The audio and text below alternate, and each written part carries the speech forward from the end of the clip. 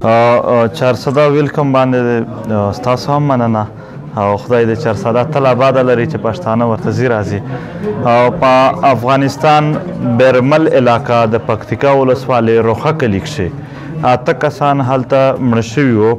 اول غا دا و چې چونکې هغې تعلق د وزیر قبیلې و نو خلکو دا وشمل چې که چېرته وزیرستان دی. وزیر قبیله 15% په افغانستان شه آباده ده، 15% په پاکستان شه. بیا زموږ په پوره تحقیق سره اخر دا وکتل چې هغه د افغانستان وزیر وي، هغه د وزیرستان نه و.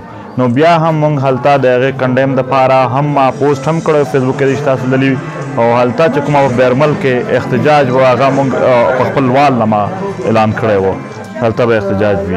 او د هغې خلاف چې کوم احتجاج وشه افغان حکومت راغی هغې دپاره د قبایلو چارو وزارت چې کوم د هغې کمیټي هم جوړه کړه تفتیشي، او د افغانستان صدر اشرف غني په هغې باندې خپل هم ټویټس هم کړي وو او هغه هم کړي وو. او که چېرته بل چېرته هم داسې پیښه راځي چې په هغې کې د زموږ د پښتنو سره دلته ظلم کېږي یا بل ځای کېږي، بیا به هم موږ د هغې مزاحمت هم کوو او د هغې خلاف خبره به هم کوو او هغې د تحقیقات دپاره به کوششونه هم کوو.